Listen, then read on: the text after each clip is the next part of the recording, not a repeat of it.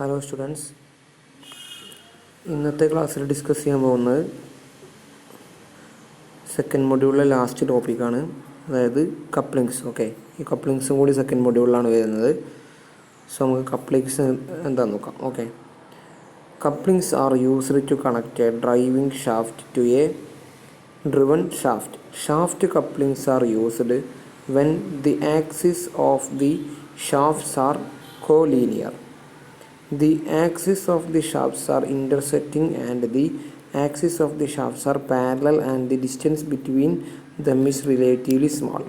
അത് കപ്ലിങ്സ് എന്ന് പറഞ്ഞു കഴിഞ്ഞാൽ ഒരു ഡ്രൈവിംഗ് ഷാഫ്റ്റും ഡ്രിവൺ ഷാഫ്റ്റും കൂടി കണക്ട് ചെയ്യാൻ ഉപയോഗിക്കുന്ന ഇതാണ് കപ്ലിങ്സ്. ഓക്കെ, അപ്പോൾ അത് ഏതൊക്കെ കണ്ടീഷനിൽ ഉപയോഗിച്ചത്? Axis of the shafts R collinear, linear ആയിട്ട് വരുമ്പോൾ.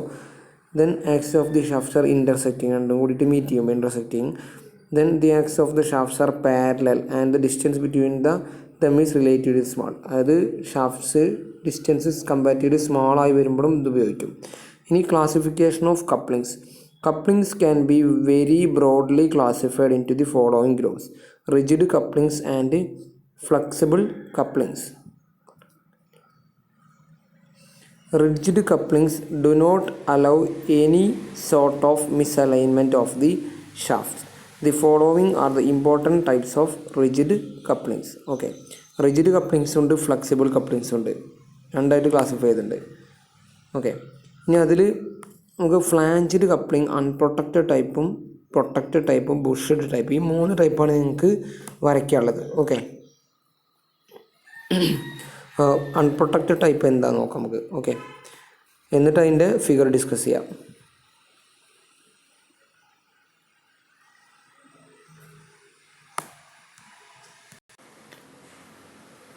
ഫ്ലാഞ്ചഡ് കപ്ലിംഗ് അൺപ്രൊട്ടക്റ്റഡ് ടൈപ്പുണ്ട്, പ്രൊട്ടക്റ്റഡ് ടൈപ്പുണ്ട്. ഓക്കെ, അപ്പോൾ ഫ്ലാഞ്ചഡ് കപ്ലിംഗ് അൺപ്രൊട്ടക്റ്റഡ് ടൈപ്പ് എന്താണെന്ന് നോക്കാം.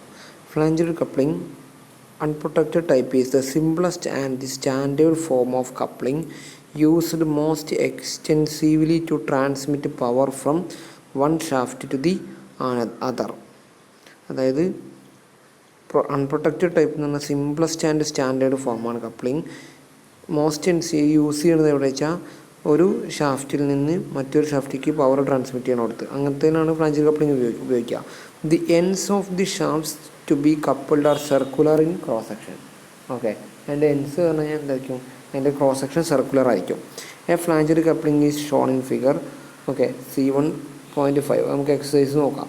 Okay, an isometric view of a flanged coupling unprotected type is shown in figure. Okay, C1.51, അതായത് unprotected ടൈപ്പിൻ്റെ ഫിഗറാണ് ഇവിടെ തന്നിട്ടുള്ളത്.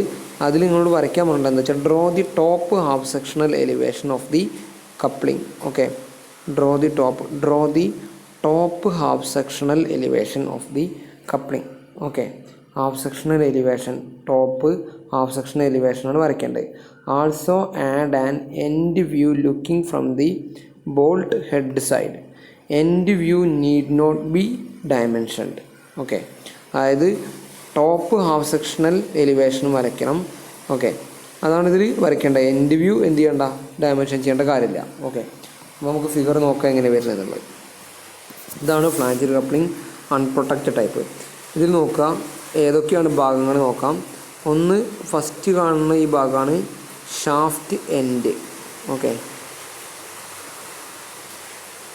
ദെൻ രണ്ടാമത്തെയാണ് കീ ലോങ്, മൂന്നാമത്തെ ഫ്ലാഞ്ച് മെയിൽ, നാലാമത്തെ ഫീമെയിൽ ഫ്ലാഞ്ച്. ഓക്കെ, 2 പാർട്ടുകൾ. അഞ്ചാമത്തെ കീ ടാപ്പർ കീ ആണ് യൂസ് ചെയ്യണത്. ഓക്കെ, 6 ബോൾട്ടിൻ്റെ അളവ് ഇവിടെ ഉണ്ട്. 7 നട്ട്. ഓക്കെ, നട്ട് 7 നട്ട്. അപ്പോൾ ഇത്രയും പാർട്സാണ് ഇതിലുള്ളത്. ഇനി ഇതിൻ്റെ എന്ത് ചെയ്യണം? നമുക്ക് ടോപ്പ് ഹാഫ് സെക്ഷണൽ എലിവേഷൻ വരയ്ക്കണം. ഓക്കെ, സൈഡ് വ്യൂ വരയ്ക്കണം. അപ്പോൾ എങ്ങനെയാണ് അത് വരുന്നത് നോക്കാം. അതായത് ഇവിടെ ശ്രദ്ധിക്കുക, ഇവിടെ ഒരു ഷാഫ്റ്റ് ഉണ്ട്. അപ്പോൾ ആ ഷാഫ്റ്റിൻ്റെ ഡയമീറ്റർ 40 ആണ് തന്നിട്ടുണ്ട്. ഓക്കെ, 40. ഇനി അതിൽ ആദ്യം നമ്മൾ എന്ത് ചെയ്യണം? ഒരു central line. Okay, central line വരയ്ക്കുക. സെൻട്രൽ ലൈൻ വരച്ച് കഴിഞ്ഞാൽ ആ സെൻട്രൽ ലൈനിൽ നിന്ന്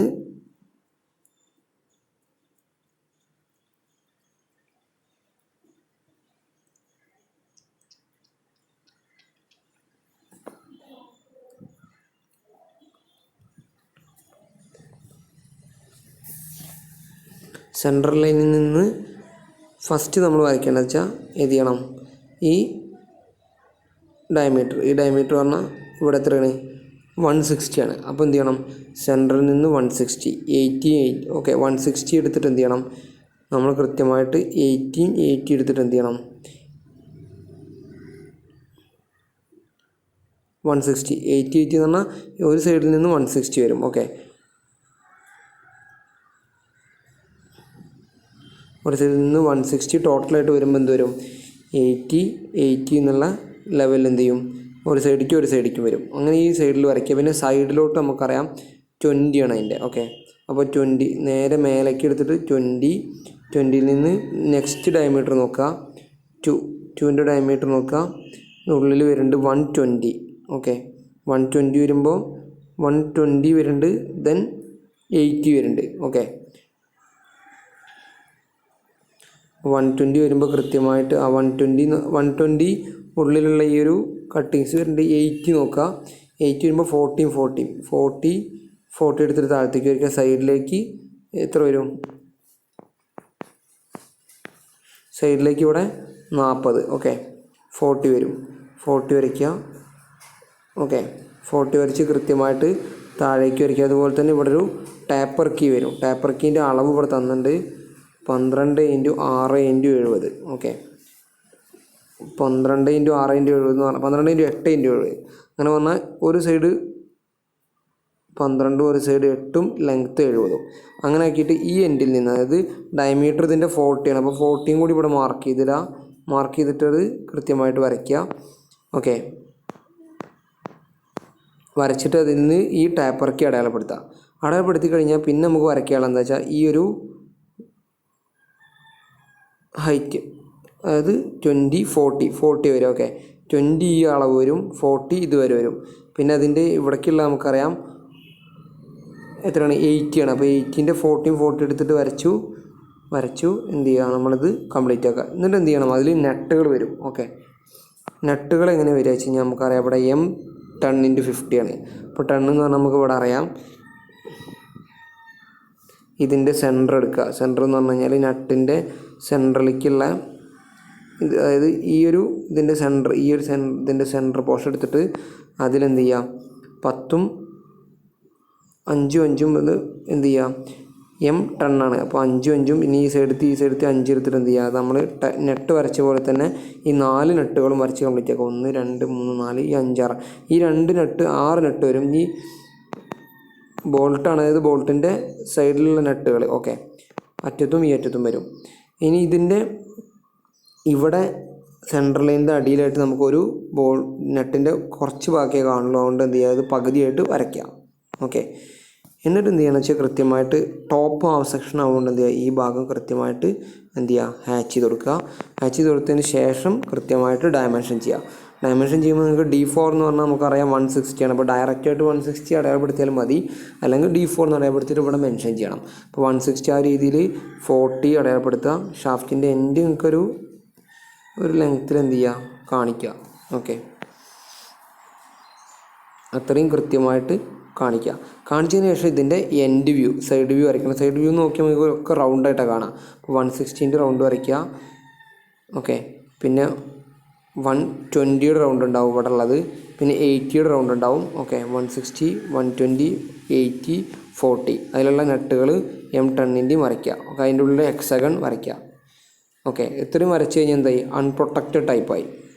അപ്പോൾ ഇതിൽ കൃത്യമായിട്ട് എന്ത് ചെയ്യുക, ഐറ്റം ലിസ്റ്റും എല്ലാവരും കൃത്യമായിട്ട് മെൻഷൻ ചെയ്യണം. ഓക്കെ, ഇനി നമുക്ക് നെക്സ്റ്റ് നോക്കാം, പ്രൊട്ടക്റ്റഡ് ടൈപ്പ് എങ്ങനെ വരും നോക്കാം. Okay, protected type flange coupling is the most commonly used type of coupling to transfer power from one shaft to the other. ഒരു ഷാഫ്റ്റിൽ നിന്ന് അതർ ഷാഫ്റ്റിലേക്ക് പവർ ട്രാൻസ്മിറ്റ് ചെയ്യാനാണ് ഉപയോഗിക്കുന്നത്. The shafts to be coupled are circular in cross section. ഇതും circular cross section. അപ്പോൾ ഇതിൻ്റെ figure എങ്ങനെ വരും നോക്കാം. Protected type. ഓക്കെ,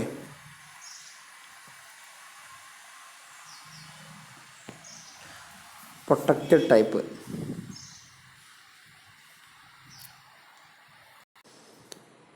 ടൈപ്പിൽ എക്സ്ട്രാ എന്ത് വരും, ഇത് സെയിം ഫിഗർ തന്നെയാണ്, ഡയമെൻഷൻ 40, 160, 120 ഒക്കെ അത് തന്നെയാണ്. അതിൽ ഒരു എക്സ്ട്രാ എന്ത് ചെയ്യും, ഒരു ബിയറിങ് പോലത്തെ ഒരു ചെറിയൊരു പാർട്ട് കൂടി ഇവിടെ കയറി വരുന്നുണ്ട്. കണ്ട, ഈ ഒരു പാർട്ട് കൂടി കയറി വരും. അതായത് നട്ടിന് വേണ്ടിയിട്ട് ഈ ഒരു പോർഷൻ, ഓക്കെ, ഇതിലൊരു എക്സ്ട്രാ ഒരു പോർഷനും കൂടി, ഒരു കവറിങ് ആയിട്ട്, ഒരു പ്രൊട്ടക്റ്റിംഗ് ഒരു ലെയറായിട്ട് എന്ത് ചെയ്യും, ഒരു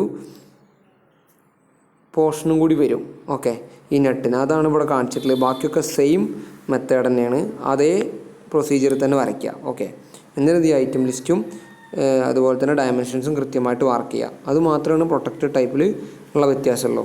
ഓക്കെ, ടാപ്പർ കീയിൽ വ്യത്യാസമുണ്ട്. 12x8x68 വരിക ഒരു സൈഡിൽ. ഓക്കെ, ഇവിടെ 12x8x63 വരും. ഓക്കെ, ഇനി നെക്സ്റ്റ് വരുന്നത് ബുഷിൽ ടൈപ്പാണ്. ഈ ബുഷിൽ ടൈപ്പിൽ എന്താ വ്യത്യാസം വെച്ചാൽ, ഇവിടെ ശ്രദ്ധിച്ചാൽ നിങ്ങൾക്ക് കാണാൻ പറ്റും, എക്സ്ട്രാ എന്ത് ചെയ്യും, ഒരു ബുഷ് 4 എന്നുള്ള പോർഷൻ, എന്താ 4 എന്നുള്ള ഈ ഒരു എക്സ്ട്രാ എന്ത് ചെയ്യും, ഒരു ബുഷ് 5 എന്നുള്ള ഈ ഒരു എക്സ്ട്രാ ബുഷ്, അതിൻ്റെ അളവ് ഇവിടെ തന്നിട്ടുണ്ട് 20, 13, 28 ലെങ്ത്ത്. ഓക്കെ, ആ ബുഷും കൂടി ഇവിടെ എന്ത് ചെയ്യും, ആ ബുഷാണ് ഇവിടെ കാണിച്ചിട്ടുള്ളത്, ഇവിടെ ഷെയ്ഡ് ചെയ്ത് കാണിച്ചിട്ടുള്ളത്. ഓക്കെ, ആ രീതിയിലൊരു ബുഷ് കൂടി എക്സ്ട്രാ വരും. ബാക്കിയുള്ളതൊക്കെ 40 ആ അളവിനാണ്. അപ്പോൾ എക്സ്ട്രാ ഒരു ബുഷും കൂടി, ബാക്കിയുള്ള വരയ്ക്കണമൊക്കെ ആദ്യം നമ്മൾ എക്സ്പ്ലെയിൻ ചെയ്ത മെത്തേഡ് തന്നെയാണ് എല്ലാ അളവുകളും. ഓക്കെ, ഇതിലും ഐറ്റം ലിസ്റ്റും ഡയമെൻഷൻസും എൻഡ് വ്യൂവും കൃത്യമായിട്ട് മാർക്ക് ചെയ്യാം. ഓക്കെ, അപ്പോൾ ഇത്രയും കാര്യങ്ങളാണ് ഫ്ലാഞ്ചഡ് കപ്ലിങ്ങിൻ്റെ ഡ്രോയിങ്സുമായി ബന്ധപ്പെട്ട് പറയാനുള്ളത്. അപ്പോൾ ഇത് കൃത്യമായിട്ട് വരച്ച് പഠിക്കുക. അപ്പോൾ ഇതോട് കൂടിയിട്ട് നമ്മുടെ തേർഡ് മൊഡ്യൂളിലെ സെക്കൻഡ് മൊഡ്യൂൾ കംപ്ലീറ്റ് ആയിട്ടുണ്ട്. ഇനി നമുക്ക് പെൻഡിങ് ഉള്ളത് തേർഡ് മൊഡ്യൂളാണ്. അത് നെക്സ്റ്റ് ക്ലാസ്സിൽ സ്റ്റാർട്ട് ചെയ്യാം. Okay, thank you.